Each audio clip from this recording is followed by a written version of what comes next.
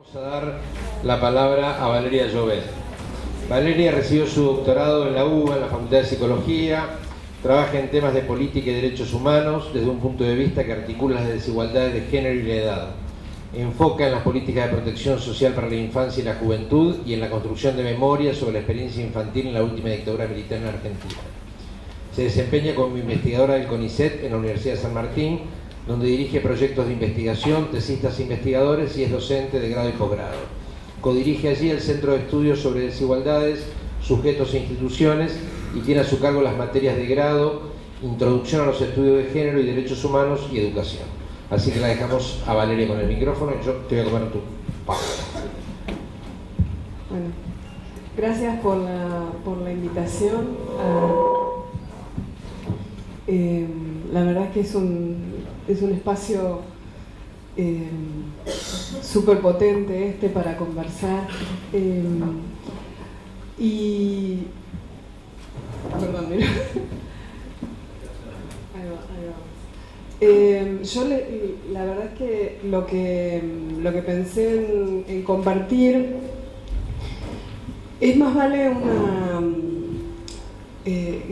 una especie de intento de aprovechar este momento de encuentro para suspender la necesidad de la práctica, ¿no? La tensión que impone la práctica de resolver el problema concreto y pensar algunas cosas que por ahí suenan más abstractas, pero que a mí me parece que son importantes, a mí me resultan importantes, espero que a ustedes también, para discutir un poco a la infancia desde un punto de vista político, ¿no? Y en ese sentido voy a reclinarme un montón en lo que presentó recién Adriana, porque me parece, dialoga muy bien con lo que yo había pensado. ¿Querés que lo pase yo? No, entonces pasa.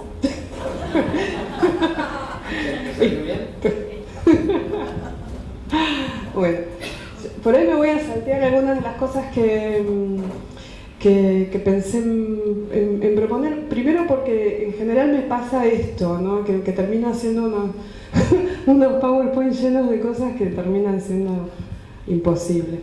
Así que cada Power, después me creo que cada Power es 2 minutos y resulta que son 32 horas porque puse más de lo que debería.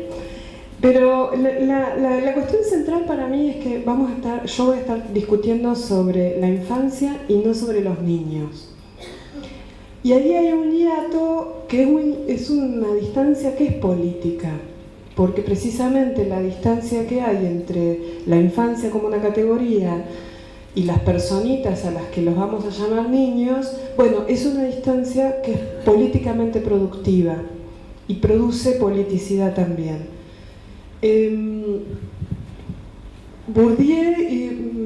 Pierre Bourdieu, el sociólogo francés que seguramente muchas y muchos conocen, utilizó esta idea de 2 maneras que a mí me resultan muy útiles. La primera era respecto de la juventud, cuando él dice la juventud no es más que una palabra. Cuando él dice la juventud no es más que una palabra, no quiere decir que no existan jóvenes. Lo que quiere decir es que van a ser clasificados como jóvenes sujetos que tienen distintas características, ninguna de las cuales es una característica atribuible a la materialidad biológica, ¿no? Ninguna es derivada del hecho de que somos animales de una especie, ¿no? Sino que son características que son atribuidas a ese conjunto de personas y que existe ese conjunto directamente porque existe esa palabra que lo junta, ¿no? Que junta determinados sujetos y les atribuye la juventud como una categoría, como su identidad, ¿no? A partir de que se usa esa categoría, este conjunto de sujetos va a ser nombrado jóvenes. Lo mismo respecto de la infancia, ¿no? Sabemos muy bien que no todos los niños son clasificados como niños, ¿no?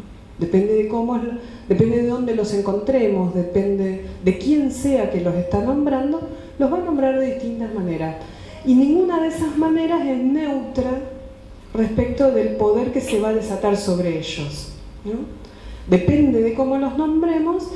Bueno, si corresponde que los atienda la policía, atienda entre comillas, ¿no? Que corresponde que vayan a la escuela, si corresponderá que los metan en una institución para niños con problemas psiquiátricos, ¿no? Depende de cómo se use la categoría y depende a quién los clasifique. Bueno, va a generar estas distintas trayectorias y estas distintas subcategorías. La otra manera en la que Bourdieu, que me confundí de francés, la otra manera en la que Bourdieu utiliza esta idea es cuando él dice que la familia es una ilusión bien fundada, ¿no? ¿Qué quiere decir con esto? Él dice la familia no existe existe como realidad social a partir de que existe una categoría, familia, que está institucionalizada, ¿no? Que existe en la ley, que existe en el Estado, que existe en nuestra percepción del mundo, y a partir de eso existe la familia como realidad social. En ese sentido, infancia y edad es una categoría de diferenciación social. Es una categoría que es útil para distribuir el poder en la sociedad. Los adultos serán quienes tengan el poder, los niños serán quienes deban carecer del poder. Y esa es como... Y hay un historiador que hizo una historia muy linda sobre la infancia en la infancia esclava. Quedó medio raro que sea muy linda la historia, pero bueno, un historiador que, claro, interesante, gracias, esa era la palabra apropiada, que dice: la edad es una categoría de ordenamiento social que le permite a las sociedades con Estado distribuir el poder de una manera que aparezca como natural, ¿no? Que nos parece normal, natural, esperable y aceptable, o bueno incluso, que esa distribución del poder se dé de esa manera entre categorías de edad. Si en algún momento me enrosco mucho, me avisan. Esa es como la primera gran idea, ¿no? O sea, la infancia es una categoría que sirve para distribuir el poder y que se vincula con la desigualdad. Totalmente. El sexo, luego género, pero en principio sexo, raza y clases junto con edad, son las grandes categorías en las que se divide la sociedad y que se construye a partir de ellas tanto jerarquías como desigualdades. Jerarquías o estatus y desigualdades de clase. Entonces esa es la primera cuestión. La segunda cuestión para discutir es que así como infancia es una categoría, la protección de esa infancia, la protección de los niños en un momento, en cada momento histórico y en cada contexto social, es resultado de una lucha por su definición, ¿no? O sea, no lo que en los distintos momentos que mencionaba Adriana, ¿no? Cómo se va definiendo la protección a la infancia, bueno, no es un proceso azaroso que va cambiando porque sí. Es contingente, pero es contingente a una lucha, a una disputa, a un debate político en el que hay distintos actores involucrados que movilizan distintas ideas. Esto lo resalto porque, junto con lo siguiente, y junto a las dos, así como se va cambiando lo que quiere decir en cada momento la protección de la infancia y el bienestar de los niños, también significa distintas cosas, incluso en el mismo momento para los distintos actores involucrados en la disputa. Bueno, digo, significa distintas cosas lo que se va a entender como derechos de los niños. Lo dije medio enroscado, pero básicamente cuando estamos hablando de los derechos de los niños, por más que estemos hablando hoy acá en concreto, no necesariamente vamos a estar diciendo lo mismo.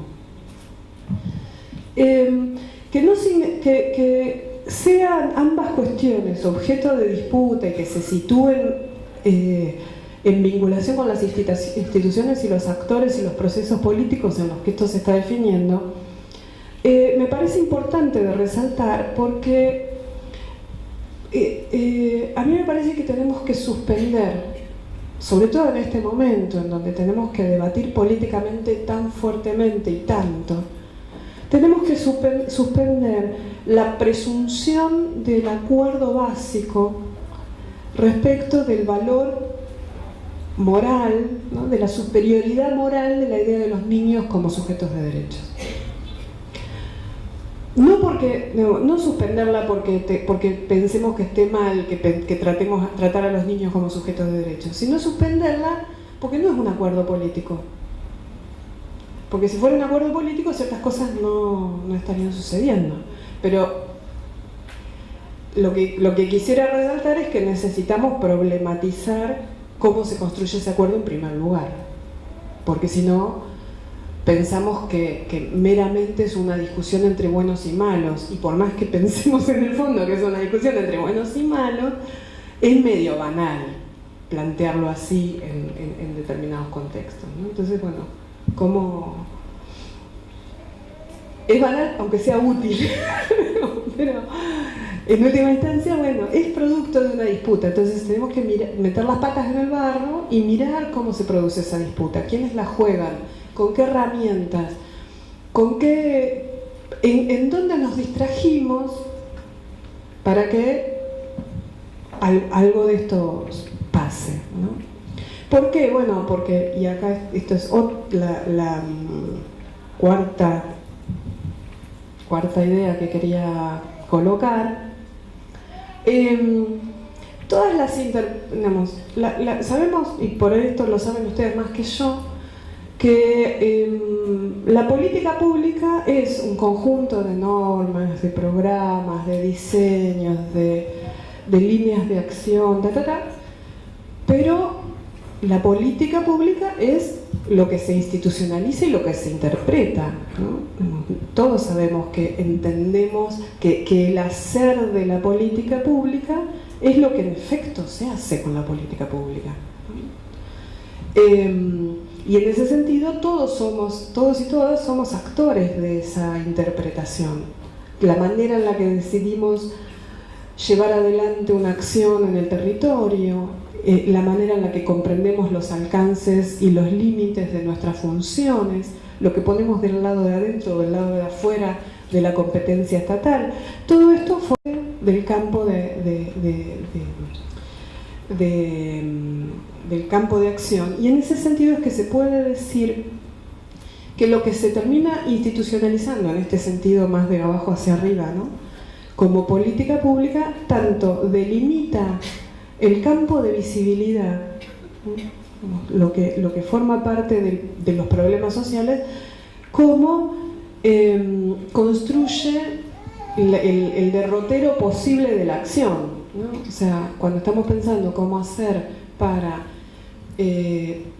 efectivizar la protección de derechos de niños, niñas y adolescentes en un determinado escenario donde está planteada la situación, por ejemplo, como en provincia de Buenos Aires, en donde supuestamente hay una dirección de capital mental que es la que tiene que informar, ¿no? La manera en la que las prioridades de intervención en la política para primera infancia, bueno, vamos a tener ahí un debate en el territorio respecto de qué tipo de programas se implementan, cuáles son los que se priorizan, qué acciones, ¿no? Y bajo qué formas de comprensión de la infancia. Si en algún momento, digamos, si no se entiende o yo no me hago, no sé, si yo no me hago entender o me pierdo, me lo dicen y rebobino, ¿no? Claro. Entonces, quinta idea, ¿para qué discutir todo esto? Bueno, porque a mí me parece que es súper importante problematizar los significados, las sensibilidades, las nociones de normalidad, la moralidad que se asocia a la idea de infancia normal. Porque la forma en la que construimos estos sentidos y la forma en la que los institucionalizamos, bueno, acarrea una cristalización del poder, es efecto de un poder. Entonces, no problematizarlo contribuye de alguna manera a sostener su eficacia normativa, ¿no? Sostener la eficacia clasificatoria, seguir haciendo pasar en nuestras ideas sobre lo apropiado, sobre lo normal, bueno, el efecto del poder, ¿no? Y en ese sentido me parece que uno tiene que hacer permanentemente una especie no me sale... ¿Cómo? Sí, no era... es una forma de examen crítico, pero no me acuerdo cuál era la... Ya me voy a acordar en algún momento, dentro de 15 minutos, cuando le... Bien. Se me fue y esta era la que me había salido. Bueno.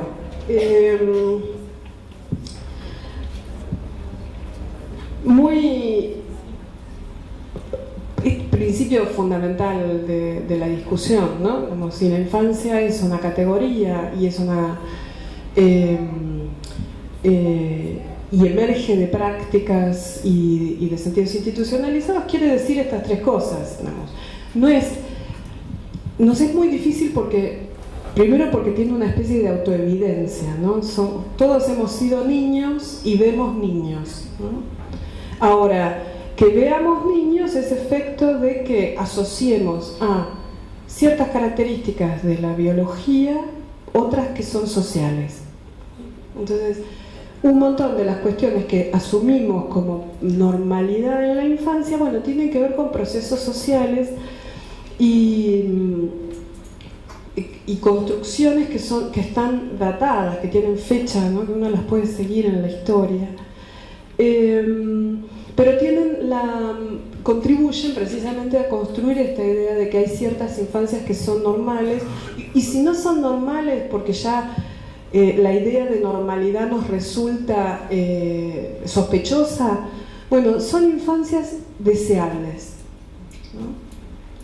Querríamos que los niños fueran eso. Y en esa idea de querer que los niños sean eso, ¿no? Eso que es una abstracción compuesta por una serie de cualidades construidas en el contexto de el capitalismo industrial, ¿no? Bueno, en esa construcción de deseabilidad, bueno, mucho de lo que los niños son, por ejemplo, los niños de comunidades originarias, pasa a ser un problema, ¿no? Porque la categoría de infancia lo que estaba tratando de señalar antes es que, bueno, funciona en el marco de instituciones. Entonces, el carácter problemático de ciertas cuestiones aparece como tal a partir de la eficacia de la invisibilización, o a partir de la invisibilización del hecho de que se trata de una construcción social, de una categoría que varía a lo largo de la historia, y a su vez de una categoría que tiene distintos significados en el mismo contexto. Esto es, la infancia, no solamente en el siglo XIX respecto de hoy, o en la década del 30 respecto de hoy, sino hoy, entre los niños y las niñas de determinado sector social y los niños y las niñas de otros sectores sociales, va a adquirir distintas significaciones, va a adquirir distintas cualidades. No considerar esta variabilidad es lo que construye esta potencia de la... ¿Cuánto llevo? No, 15. Ah, 15 llevo o 15... Claro. Sí.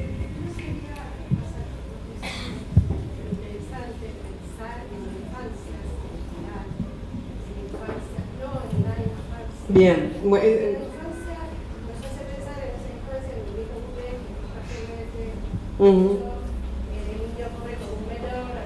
Sí.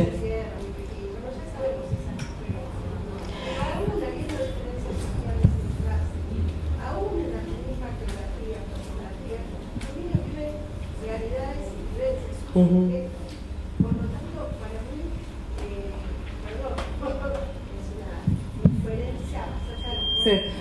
Es una discusión recontra interesante esa. Yo siempre mantengo el singular. Y mantengo el singular, la infancia, porque estoy hablando de una categoría y no de las experiencias infantiles.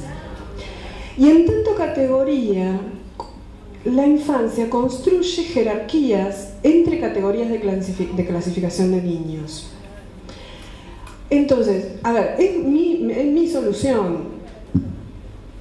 Yo explico por qué lo uso en singular. Entonces, como es una categoría de clasificación y al interior las subcategorías están organizadas jerárquicamente, digo, la categoría menor cumplió la función de establecer un polo en relación a lo que iba a ser definido como infantil, como infancia normal, que es alumno e hijo.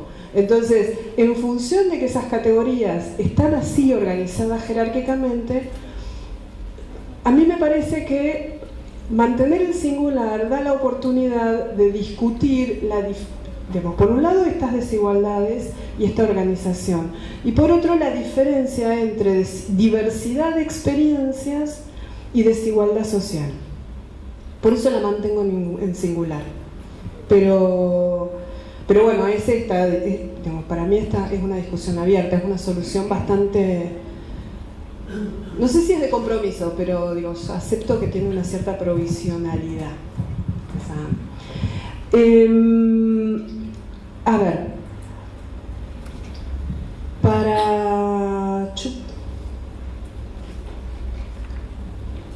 me estoy perdiendo con las hojas.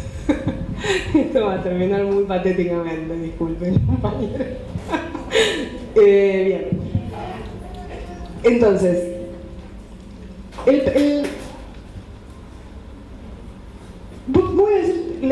no voy a detenerme en el proceso de construcción de la infancia como categoría, cómo emerge.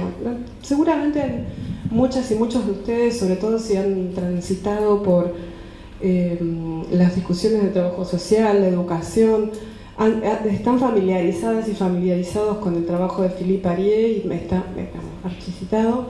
Pero sí quiero señalar una cuestión en relación con esto.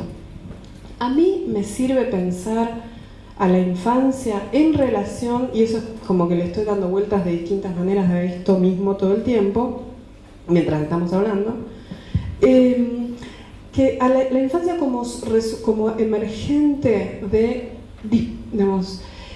procesos en el que distintos poderes y distintos saberes establecieron nociones sobre qué es ser niño y niña, en un contexto en el que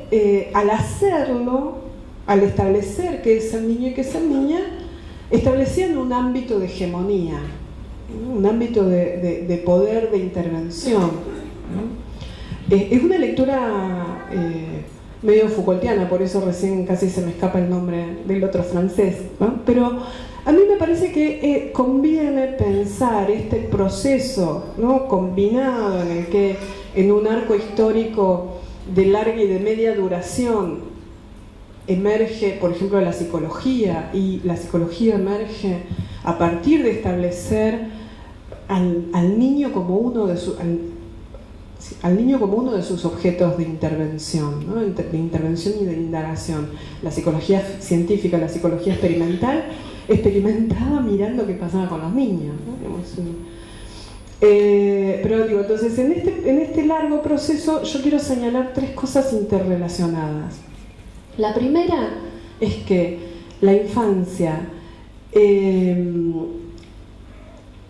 es consecuencia de la hegemonía de un conjunto de ideas cuya potencia emocional ha sido muy fuerte, ¿no? Que contribuyen a construir esta idea de el amor hacia el niño como el sentimiento prioritario que tiene que despertar la infancia.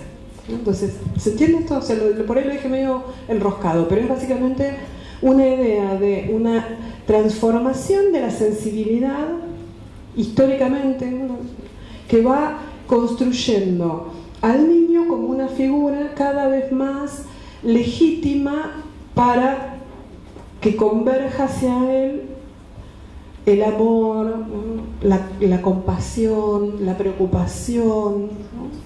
Todo un conjunto de emociones que se construyen como positivas y que se adosan a la idea del niño, ¿no? Entonces, una línea de emergencia de la infancia es la línea de la construcción de una emocionalidad hacia los niños. Otra línea de producción de la infancia, de emergencia de la infancia, es la legitimación y la hegemonía de un conjunto de saberes que van a construir a la infancia como su objeto de intervención privilegiado, ¿no? Psicología, pediatría o puericultura en su momento, pero también pedagogía, trabajo social, que van a construir su campo de intervención y sus aspiraciones de profesionalización alrededor de la intervención sobre la infancia. Dice como segunda ilusión de lo infantil. Y la tercera, que se vincula con ambas, es la emergencia paulatina de instituciones que se van a dirigir a precisamente la formación o el encauzamiento de la infancia.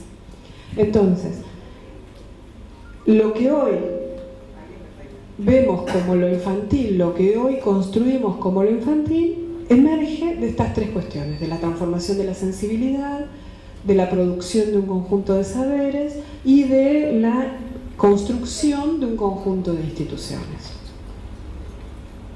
En ese sentido es que, al revés, ¿no? Si uno utiliza la infancia como punto de entrada para mirar un campo histórico determinado, lo que puede ver es la mutación del Estado, ¿no? La mutación de distintas formas del Estado a partir de distintas formas de pensar la infancia institucionalizadas en ese Estado. Por eso coincidía un montón con la periodización de los chicos, ¿no? Es posible ver distintas formas de estatalidad a partir de entrar a mirar qué pasa con la infancia.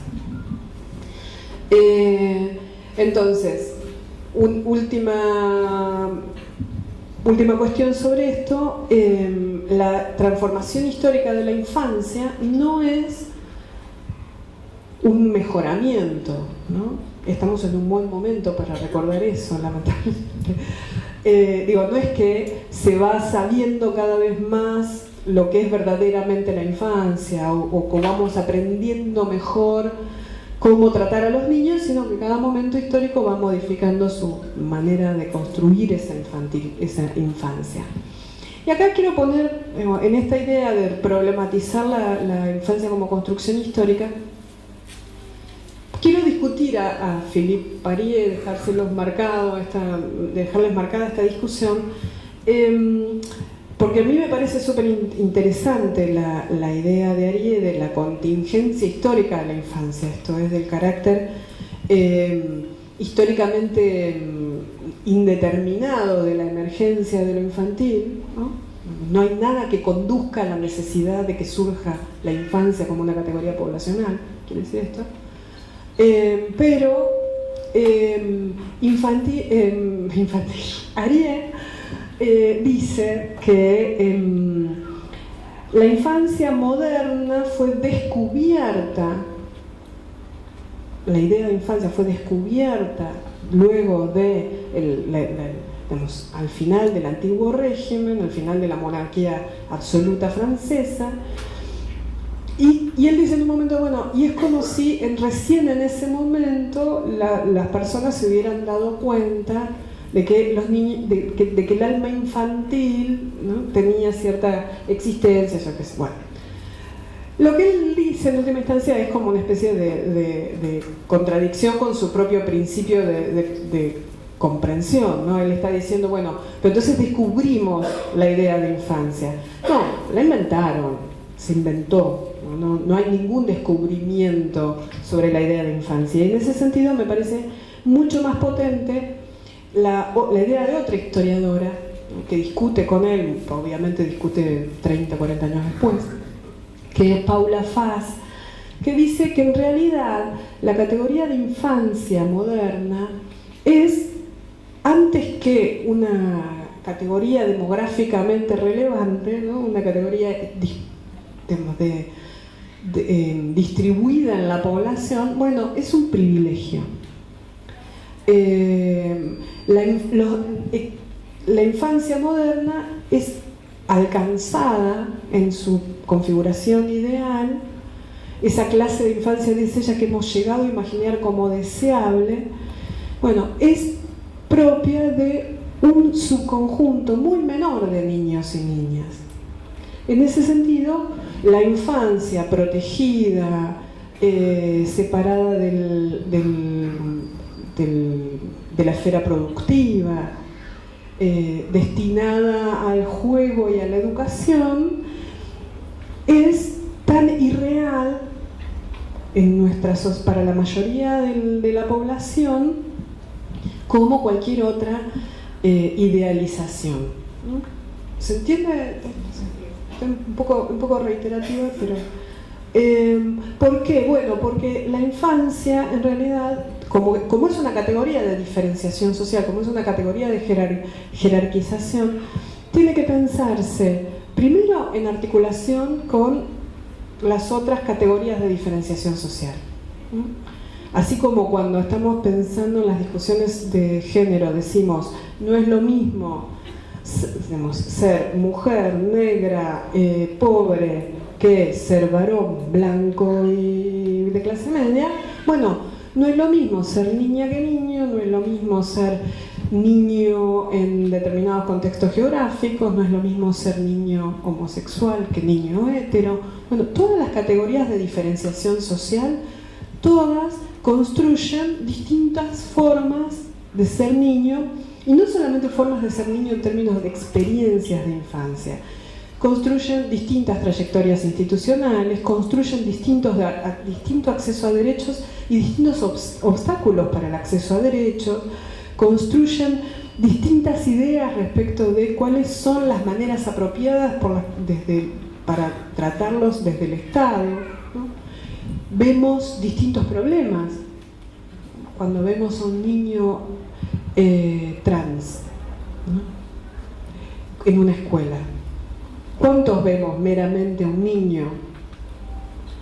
¿Y cuántos vemos a un problema con el baño y un problema y cómo tratarlo con las otras familias, ¿no? Bueno, esa función de percepción, de ordenamiento de la realidad, de construcción de problemas, tiene que ver con el carácter de diferenciación social y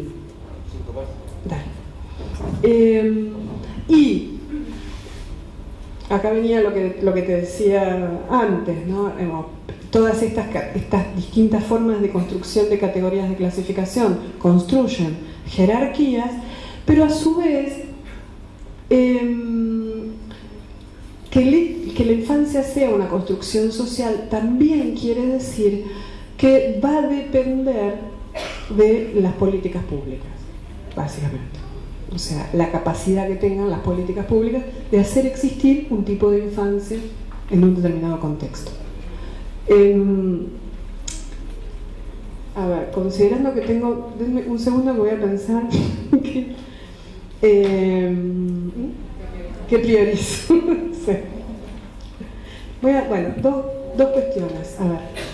Voy a saltearme esto y de última esta discusión sobre los niños concretos y la politicidad los niños son actores políticos, no solo porque los pensemos como tales, sino porque proponen sus propias interpretaciones a las categorías, no son mero objeto de clasificación, ¿no? Disienten y en ese espacio de disidencia construyen un conjunto de problemas. Por ejemplo, podemos mirar a la luz de la disidencia expresada en las manifestaciones que mencionaba Adriana, ¿no? Las protestas de secundarios, ¿no? en esas protestas, en ese carácter, en esa politicidad podemos construir o reconstruir la manera en la que se redefine la responsabilidad parental, ¿no? Porque la respuesta a esas protestas fue un protocolo de intervención en el que se les quita posibilidad de representarse políticamente a los estudiantes y se atribuye la responsabilidad por el comportamiento de los chicos a los padres. En ese sentido podemos ver algo del orden de cómo esa politicidad de las interpretaciones y las acciones de los chicos modifica también estos límites para pensar las categorías en las que están inmersos. Pero entonces, acá.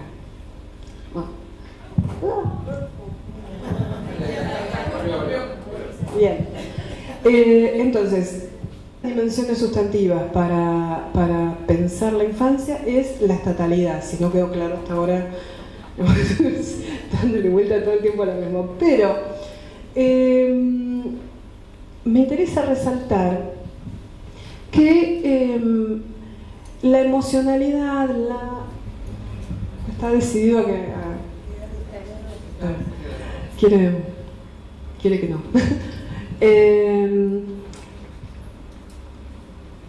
La estatalidad interviene regulando la infancia y al mismo tiempo que regula la infancia regula la familia, indefectiblemente.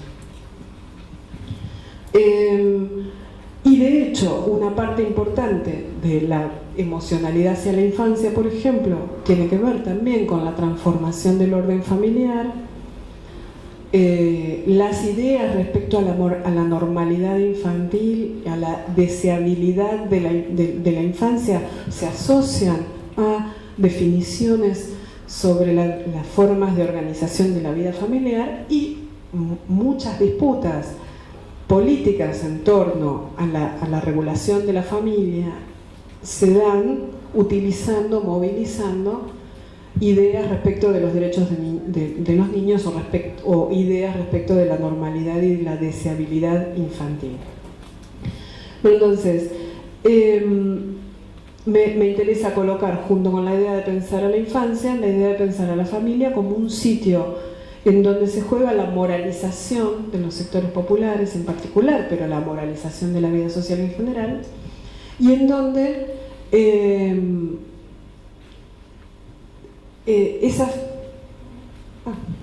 en donde también se producen formas de regulación que establecen, que contribuyen a la reproducción de las desigualdades sociales, ¿no? Y el establecimiento de límites entre lo que corresponde que haga la familia y lo que corresponde que haga el Estado, ese sitio, esa frontera forzadamente trazada entre vida familiar y política pública, bueno, es un sitio de disputa política sustantivo.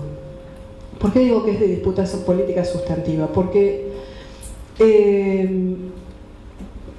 voy a entrarle por un ejemplo. Cuando uno está por discutir la posibilidad de que a una persona, a un adulto mayor, se lo incorpore o no en un geriátrico, o se le dé una vacante o no en un geriátrico. No sé si leyeron, seguramente sí, lo que dice en la página o lo que decía en la página del ANSES y en el PAMI respecto de los requisitos para que se ingrese, para que se le dé la vacante. Lo primero que se dice es que la responsabilidad por el cuidado de ese adulto mayor es primero de la familia, ¿no? Si la familia no puede, recién ahí se puede discutir si el Estado le garantiza una vacante en una residencia. Esto, que lo podemos pensar como un detalle menor o una banalidad o un mero requisito, es precisamente lo que estoy tratando de señalar respecto a cómo y por qué se traza una frontera entre lo que es la competencia familiar y lo que es de competencia de la familia y lo que es de competencia del Estado. El mismo tipo de frontera se traza entre lo que es de competencia del Estado y lo que se compra en el mercado, ¿no? Una de las formas en las que el Estado regula la infancia y la familia es precisamente construyendo funciones para la vida familiar, funciones respecto del cuidado de los niños, ¿no? Uno puede decir, bueno, los niños tienen que ser cuidados por la familia. Bueno, sí, pero no.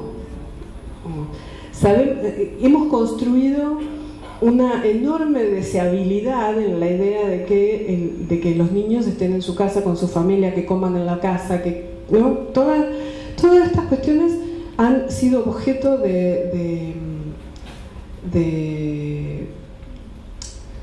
mucha idealización en un punto, ¿no?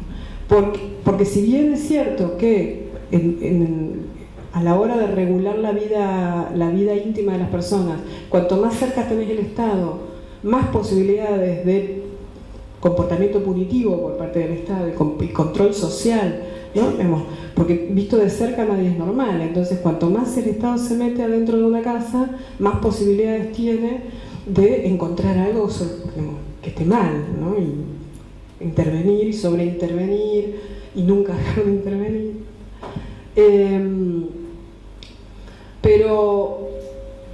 Y me perdí.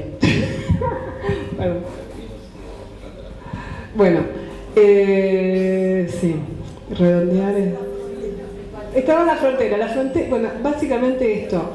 La frontera es un hecho político y es objeto de debate político. Es objeto de debate político cuando ese debate va de la mano de la moral, es objeto de debate político cuando esa frontera se construye en relación a las emociones, a la sensibilidad y a los afectos, y es objeto de debate político cuando se construye en relación a los derechos, responsabilidades y obligaciones que caen de uno y otro lado, ¿no? ¿Cuál es la mejor manera de garantizar políticas que contribuyan a la igualdad y que remuevan las desigualdades? Bueno, es también un debate en cada momento, porque digamos, la idealización de la familia como espacio de vida de los niños va de la mano de invisibilizar a la familia como un espacio organizado jerárquicamente en el que existen diferencias de poder entre los distintos sujetos, y que también puede ser un espacio donde el abuso de ese poder sea la regla, como hemos visto cuando abrimos la caja de Pandora de la violencia de género. Y también la familia puede ser el espacio en el que se proteja a los sujetos, en el que además los sujetos sean enclasados, generizados y subjetivizados, en última instancia. Bueno, ahora tenemos unos 15 o 20 minutos hasta que tengamos que devolver la sala para poder escucharlos a ustedes, preguntas, propuestas. Las dos compañeras se quedan a trabajar con nosotros un poco más, Valeria y Adriana, así que Leo tiene el micrófono, se lo pueden pedir a él directamente.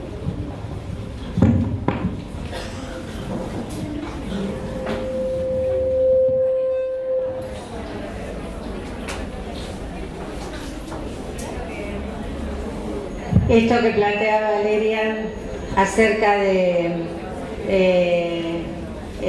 si poner la carga de la responsabilidad en la familia o en el Estado, digo yo, que se lo pregunten a Gustavo Moreno, ¿no? Que no sé si está hoy, pero que va a venir a dar una de las clases, ¿no?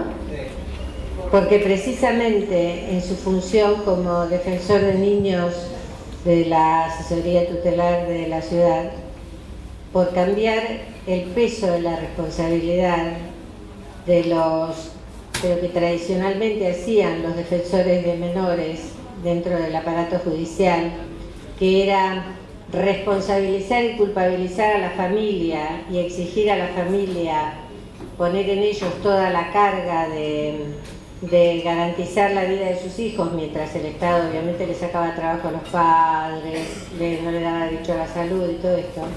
Por tan solo girar, ampliar la mirada y decir, No, acá es el Estado el que tiene, y empezó a exigir, en lugar de denunciar a la madre porque no mandaba al chico al colegio, exigía al gobierno de la ciudad que ponga la escuela en Villa Zagala. Bueno, creo que tiene 17 juicios políticos más o menos, ¿no?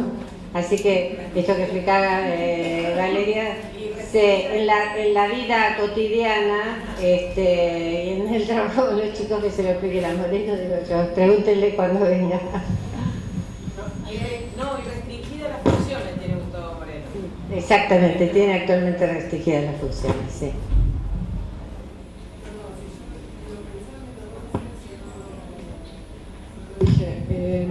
Hoy se cumplen 12 años de la segunda desaparición de Julio López, que sigue sin resolverse.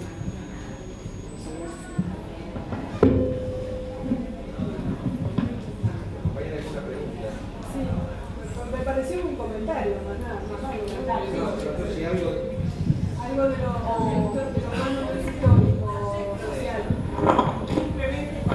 Porque como pusiste naturaleza humana, digo, bueno, sí. me parece que todo lo humano, histórico, cultural y político, no hay nada que no sea así. Sí, sí. Igual es porque como en general cuando se mira la infancia se privilegian ciertos marcadores que tienen que ver con la biología, con el carácter, por ejemplo, inmaduro en relación a la reproducción sexual, y de ese carácter biológico que está presente se derivan como naturales las características sociales. Por eso me parecía que es importante señalarlo, porque en efecto sí, somos seres históricos, pero en ese punto específicamente por eso nada más.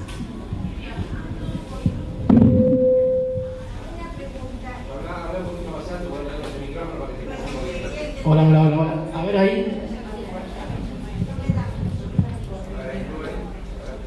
Así cerquita. Vos decías en un contexto de poner en suspenso el concepto de niño sujeto de derecho. Me parece eso que lo entendí bien. Me gustaría que lo explayes, que te lo expliques. Sí, entendí bien, Brigitte. Por ahí lo dije. Pero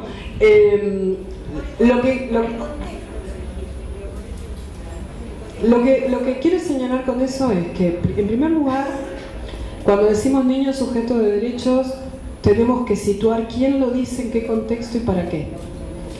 Porque si bien existe una perspectiva normativa, esa perspectiva normativa es interpretada por los actores y es interpretada con intencionalidad y es concretada en institucionalidades específicas. En ese sentido, a mí me gusta, en su momento yo había usado la idea del significante vacío de Laclau hace muchos años para decir, bueno, la idea del niño sujeto de derecho funciona como un significante vacío.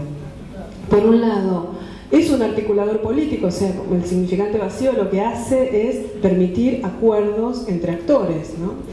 Entre actores que por ahí, a la hora, si los apurás para definir, te dicen cosas distintas, ¿no? De hecho, por ejemplo, en su momento el Foro de Derechos por la Niñez de la provincia de Buenos Aires tenía un acuerdo tácito respecto a que los actores no iban a entrar en la discusión de los derechos sexuales y reproductivos, la educación sexual, y muchísimo menos el aborto, porque eso partía del foro.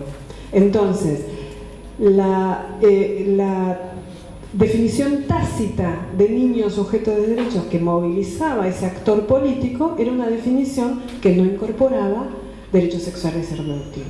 Pero para poder decir qué es lo que se está diciendo, hay que poner en suspenso, esta es la metáfora en el caso, la definición normativa y asumir que, bueno, lo concreto de la definición del niño sujeto de derechos emerge de esa coyuntura, ¿no? De quiénes son, en qué contexto, para qué, ¿no? Ahí se da. Valeria, fíjate que cuando señalábamos todas la normativa cambiante en los 90, con la creación del mismo momento, se acababa de sancionar la Convención de los Derechos del Niño, etc.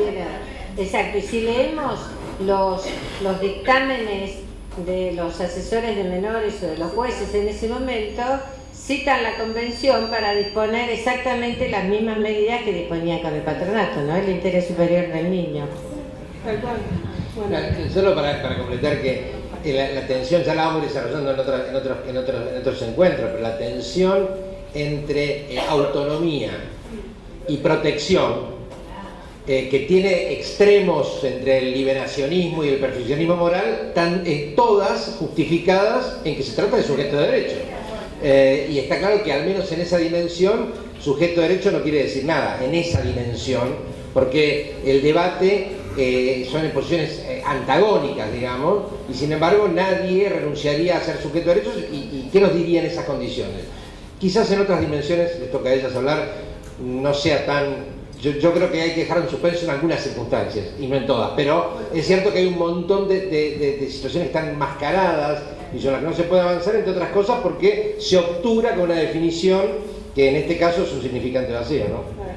Sí, dejarlo en suspenso en el análisis, digamos, que en el análisis surja a posteriori, que nunca sea un a priori qué es lo que quiere decir. En la discusión política sí, te planteas de otra manera, pero bueno, eso. La reforma de punibilidad respecto a... me parece que hay un tema ahí que para cómo se interpreta el sujeto de derecho y la reforma que adeudamos, que se adeudamos, yo siempre a los especialistas los consulto, que por lo menos se reclama en Nación y que también tiene que ver con los contextos de cómo se lleva adelante. Yo aprovecho, me meto, porque tira algo que sí me hizo como también resonar ayer. Bueno, nosotros en Lomas de Zamora tenemos un seminario que es Equidad de Género y Construcción de Ciudadanía, lunes, ¿no? Sí, pues martes. Bueno, y ayer también surgió algo que me hizo ruido, que me parece que puede vincularse con esto, porque tenía que ver con el análisis de cuánto se implementa la ley de educación sexual o no en la provincia de Buenos Aires, ¿no? Pensando en que los niños, niñas son sujetos de derecho, y también en el poder acceder a esa información para construir algún nivel de autonomía. Y bueno, y en estos obstáculos que se engrandecieron, bueno, vamos a decir que no, que la ley se garantizó plenamente, pero sí surge, comenta otra de las compañeras, dice, bueno, hay algunos grupos que están operando para dejar de post-debate por despenalización del aborto, para que tampoco se lleve adelante esta ley que se llama Con mis hijos no. Y ahí me parece que también se da, ¿no? Que incluso esto de cómo pensar el sujeto de derecho, me parece también en este contexto de abordaje más conservador y de derecha, ¿no? Respecto a cómo se piensan las políticas, los derechos, etcétera, etcétera, es como que hay un avance de no solo de repensar el sujeto de derecho, sino de volver a objetivar a los niños, ¿no? En relación al Estado y a las familias. Pero una de las cosas que permite un análisis más sociohistórico es comprender o plantear que los derechos, digo, cuando arranqué diciendo los derechos, las interpretaciones de los derechos varían histórica y socialmente. Esto también quiere decir que para que los derechos se concreten, es necesario considerar cuáles son las condiciones sociales de posibilidad. Y las condiciones sociales de posibilidad de la concreción de los derechos no son solamente las decisiones de un gobierno, independientemente de que estamos viendo que en determinados momentos pueden tener muchísimo peso, ¿no? Muchísimo más peso del que creíamos que podían tener las decisiones de un gobierno democrático en relación a la oposición a esas decisiones, ¿no? Pero también tiene que ver con cuáles son los distintos actores que movilizan qué sentidos, ¿no? Y concretamente sobre eso, a mí me parece que después del 13 de junio lo que vimos fue no la emergencia, pero sí la emergencia pública como actor político de un actor que moviliza sentidos respecto de la infancia en el espacio público para legitimarse, un actor de derecha, y que, digamos, testeó aguas. Después de eso salió a decir que podrá y se presentan elecciones. Digo, y Morena en México ganó en alianza con la Iglesia Evangélica. Y Dilma cayó por el peso de la Iglesia Evangélica. Digo, no son moco de pavo. Perdón de la categoría práctica.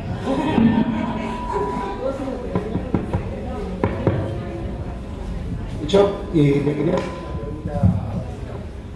una pregunta, no es una pregunta, sino una reflexión que surgió del tema sujeto de derecho. Quizá el tema tenga alguna explicación por el lado de los paradigmas. O sea, en los 90, con el tema de la Adriana, había un paradigma, que era el paradigma de la situación popular, donde quienes trabajábamos como peritos en la justicia, trabajadores sociales, teníamos que definir el estado de riesgo de un niño. Entonces, ¿qué significa definir el riesgo? El concepto de riesgo más objetivo no puede ser. ¿Qué es lo que puede estar en riesgo para uno o para otro, digamos? Entonces, definir un riesgo nos llevaba a todo un análisis donde no queríamos meter la pata de qué significa riesgo. Cuando Argentina reconoce la convención, que tardamos muchos años en aprobar las leyes, a la convención nos surge esto de sujeto de derechos. ¿Por qué? Porque no es lo mismo definir una situación donde un niño está descalzo, se le caen los mocos, que para algunos puede ser un riesgo, que definir cómo tiene vulnerados los derechos ese niño a partir de la situación familiar, etc. Entonces, yo creo que el concepto sujeto de derecho podría empezar a tener una aplicación desde este lugar en cuanto a definir qué derecho tiene vulnerado y no cuándo está en riesgo y por qué.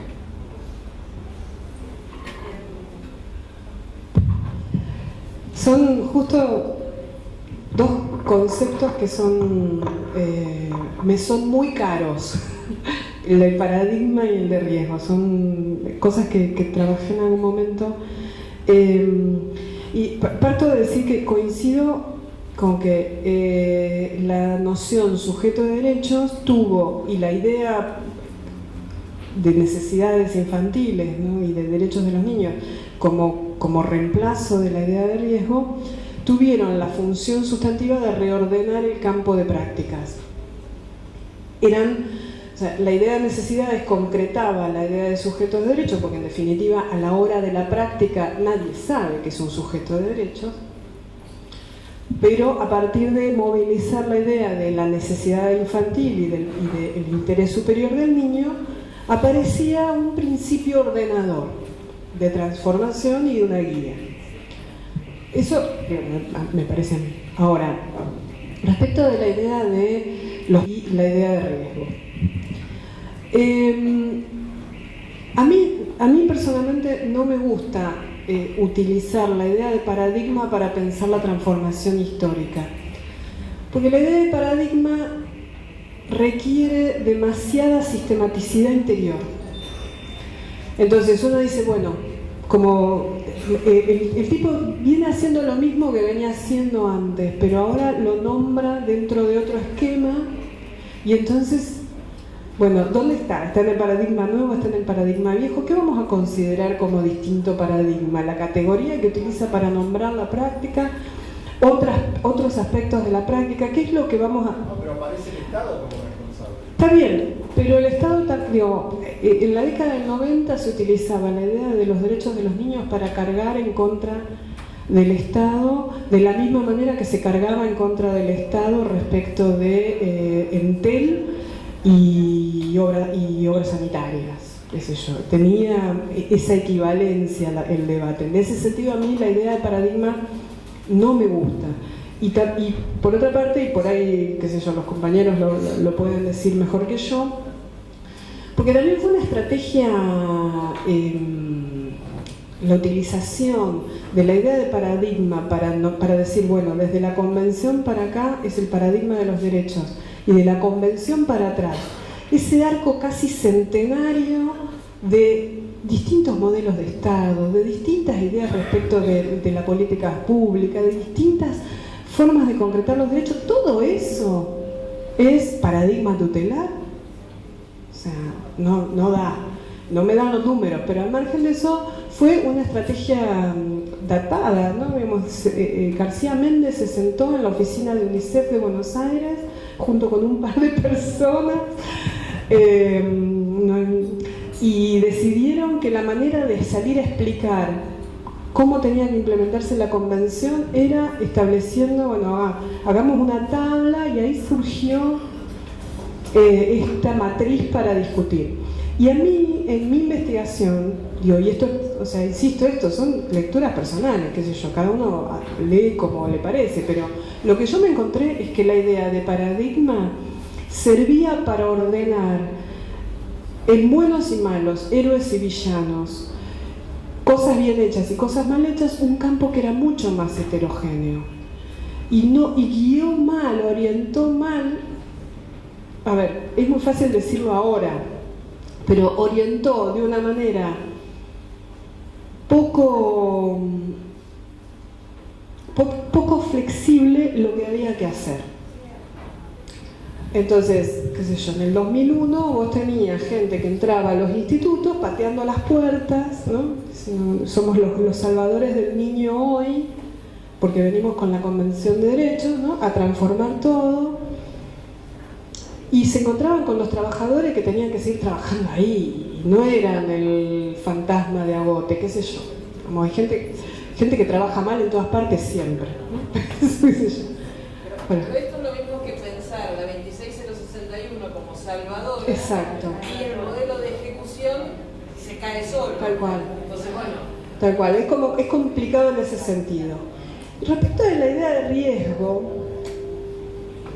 tiene una trayectoria muy interesante, y hay un trabajito chico de Robert Castell que se llama precisamente De la peligrosidad del riesgo, que es muy lindo, está buenísimo.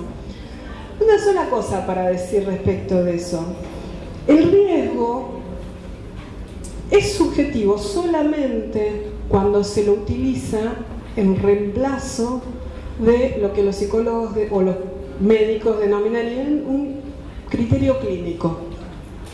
¿Por qué? Porque el riesgo es, en realidad, un concepto estadístico.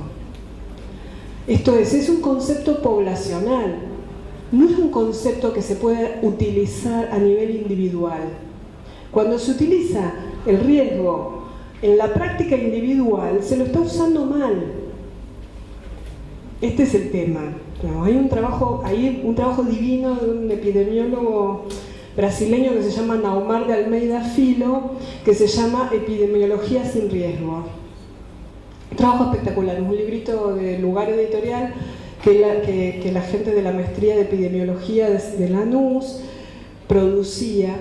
Una discusión muy buena es esa, porque él la lleva al ámbito de la medicina, y él dice, bueno, la medicina estadounidense, que está colonizando las distintas formas de hacer prácticas en salud, utiliza el criterio de riesgo para guiar la entrevista. Entonces dice, bueno, a ver, vos tenés tal edad, tal sexo, pesás tanto, de acuerdo al riesgo poblacional, bueno, te voy a mandar a hacer tales chequeos porque vos tenés riesgo de padecer tal enfermedad. El riesgo no se puede distribuir al individuo, porque el riesgo en tal caso se construye sobre la base del individuo promedio, y el individuo promedio no existe, es una abstracción, es una construcción.